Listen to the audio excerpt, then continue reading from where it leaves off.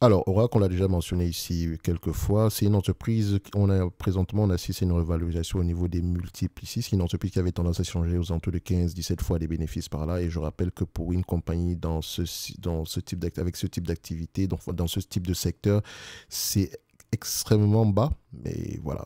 Pourquoi est-ce que le marché paye un multiple aussi bas? Généralement, est-ce que les business, est-ce que les bénéfices nets ne sont pas prévisibles, ce genre de choses? Je ne pense pas parce que c'est pas le cas. C'est une entreprise qui a toujours eu des bénéfices prévisibles.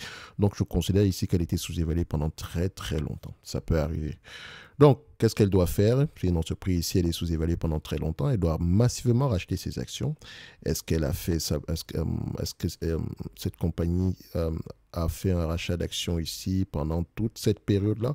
On va aller vérifier. Je ne serais pas étonné que ce soit le cas. Et vous pouvez le voir ici. Pour 50% en moins disons, sur les 10 dernières années, elle a racheté 38% ici de sa base d'actions ici. Et sur les 5 dernières années, c'est 24%. Donc, elle a eu tendance ici à accélérer le rachat. Le rachat d'actions a eu tendance à accélérer et c'est une bonne chose. Du point de vue évaluation, maintenant, le problème, c'est lequel?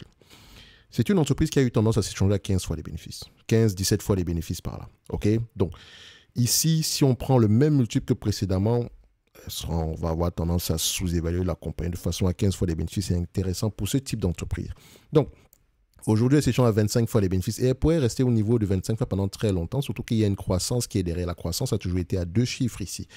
Et donc, moi, je vais être assez prudent. Je la mettrai ici à 20 fois les bénéfices. Je coupe la poire en deux. Donc, 20 fois les bénéfices par rapport aux bénéfices nets attendus en 2027.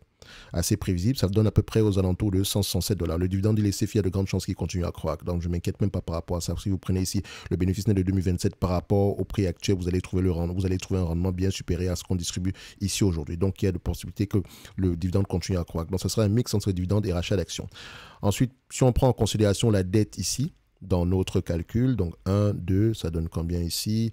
20, aux alentours de 30 dollars de dette nette ici. 30 dollars, on peut repayer la dette nette ici avec les bénéfices nets ici, donc slash free cash flow, je le mentionne, en 3 ans à peu près. Donc, ils sont assez solvables. Donc, 167 moins 30, ça donne à peu près 137. On sera à peu près au prix actuel. Je ne dirais pas que ce n'est pas intéressant pour moi. Je pense que le prix actuel reste intéressant. Maintenant, il faut questionner la croissance. Parce que si la croissance continue si on continue à avoir une croissance à double chiffre, d'accord, sur les années à venir, disons jusqu'en 2030 en moyenne, donc à 20 fois les bénéfices, ça ne sera pas mal. Et si on reste à peu près aux alentours de 25 fois les bénéfices, c'est encore mieux. Donc, allez creuser au niveau de la croissance et de l'augmentation des marges. Ces deux éléments-là pourraient justifier un multiple de valorisation aux alentours de 20-25 fois les bénéfices.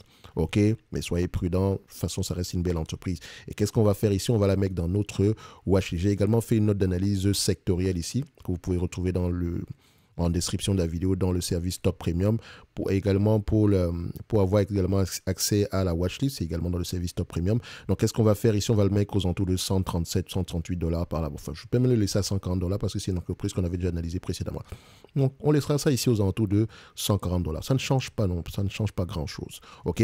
C'est-à-dire qu'il mentionne ici que quand on voit à peu près ce prix, enfin, on va se dire qu'il n'y a pas d'opportunité d'investissement ici, mais attention, c'est juste 1% de différence. Donc, tout va peut-être dépendre ici de la croissance. De toute façon, vous avez la mise à jour et on se donne rendez-vous sur la prochaine vidéo. Un live, un like, un abonnement, un commentaire, c'est comme vous voulez. Merci.